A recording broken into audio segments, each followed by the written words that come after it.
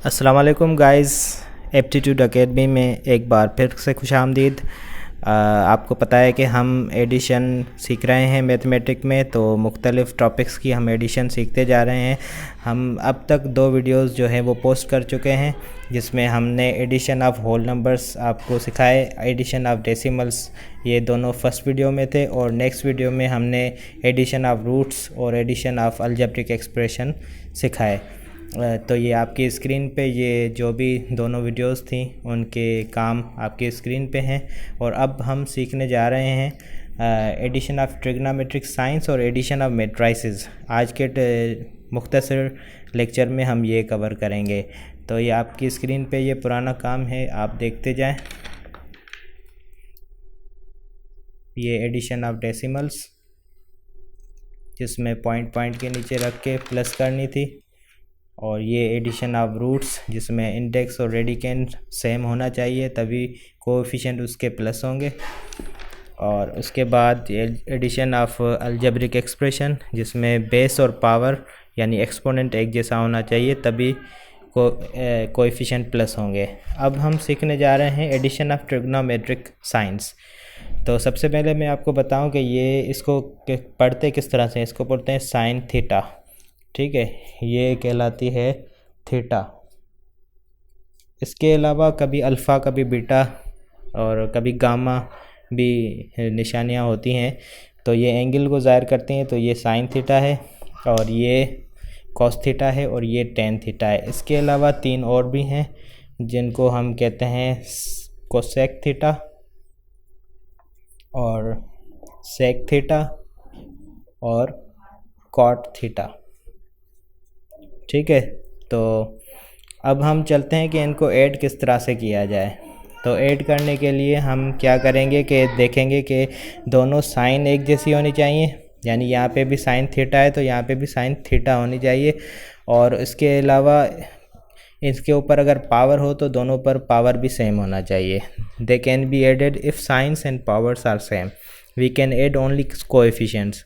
तो sine theta plus sine theta मिसाल के तौर पे हमें करना है, तो इसका कोएफिशिएंट 1 है, इसका भी कोएफिशिएंट 1 है, तो ये हो जाएंगे 2, और साइन थीटा एक मर्तबा ही लिखी जाएगी। तो इस तरह से ये हमने जो पुरानी वीडियोस में जो एडिशन सीखी है, उसके बाद ये ऐड करना हमारे लिए आसान होता जा रहा है।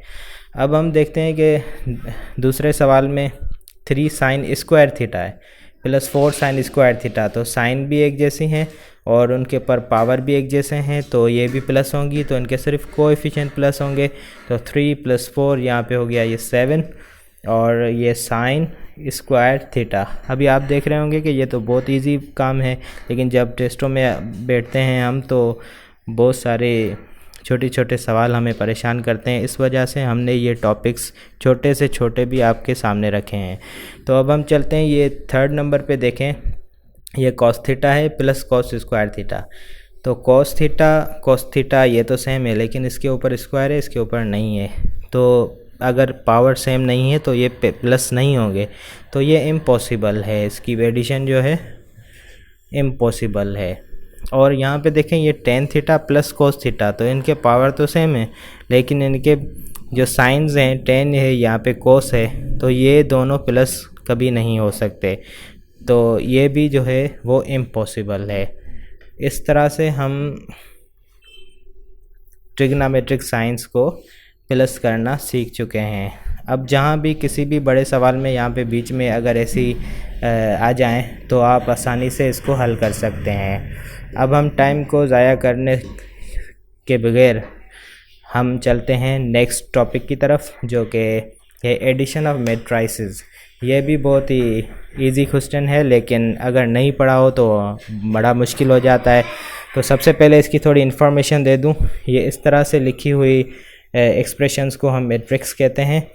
इसमें इसके अंदर जो है ये इसके एलिमेंट्स हैं, ये 2, 4, 6, 3, लेकिन इसकी ये इन्फॉर्मेशन देखें, ये 2 और 4 ये कहलाती है रो।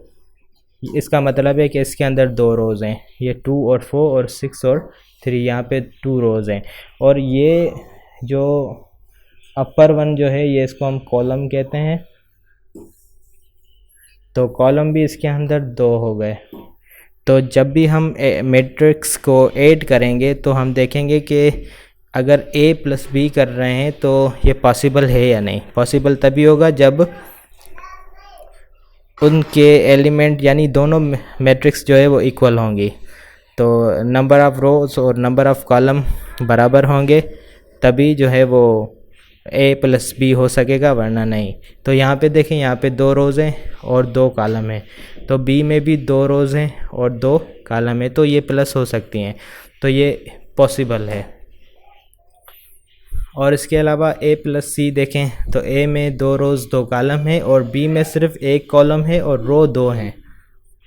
तो इसका हम आर्डर जो होता है मैट्रिक्स का वो होता है रो बाय कॉलम, इसको हम बोलते हैं आर्डर ऑफ मैट्रिक्स। ठीक है,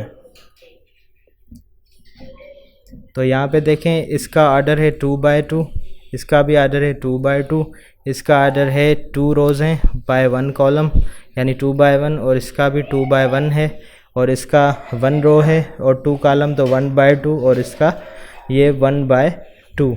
तो इसका मतलब है कि a और b प्लस हो सकते हैं, c और d पॉसिबल हैं क्योंकि इनके भी ऑर्डर बराबर हैं, number of rows number of column के दोनों के बराबर हैं। ठीक है, और e और f में देखें ये भी 1 बाय 2 है, 1 बाय 2 है, तो ये भी पॉसिबल है। ठीक है, ये तो हम सीख रहे थे कि कौन सी चीज़ पॉसिबल है कौन सी नहीं है। यहाँ पे देखें इसके ये कॉलम कहलाते हैं और ये रोज़ कहलाती हैं। a और b के कॉलम रोज़ बराबर हैं यानी आर्डर बराबर हैं। c और d के कॉलम और रोज़ बराबर हैं, 2 कॉलम 2 रोज़ 1 कॉलम, 2 1 ये 2 1 कॉलम, और ये यहाँ पे भी ये 1 ये 2 रोज़ हो गए और 1 कॉलम हो गया। तो 2 बाय 1 ये प्लस हो सकते हैं और ये भी प्लस हो सकते हैं। बाकी a प्लस c इन दोनों के जो है ना वो कॉलम और रोज़ बराबर नहीं है, तो ये इम्पॉसिबल है, और यह d प्लस e भी इम्पॉसिबल है क्योंकि ये भी बराबर नहीं है।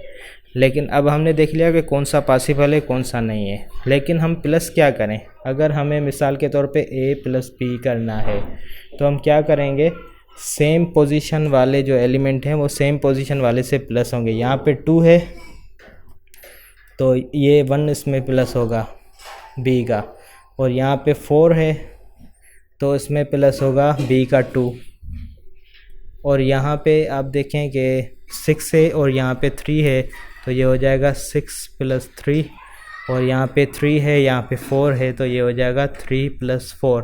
तो इस तरह से a प्लस b की वैल्यू आ जाएगी 2 प्लस 1 यानी 3, 6 प्लस 3 यानी 9, 4 प्लस 2 यानी 6, 3 प्लस 4 यानी 7।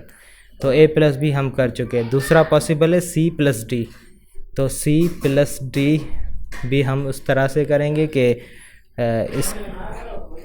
क्योंकि इन दोनों के आर्डर बराबर हैं तो सेम पोजीशन वाले सेम पोजीशन से प्लस होंगे, तो 1 प्लस 2 ये हो जाएगा 1 प्लस 2, और ये हो जाएगा 2 प्लस 4 और ये 2 प्लस 4।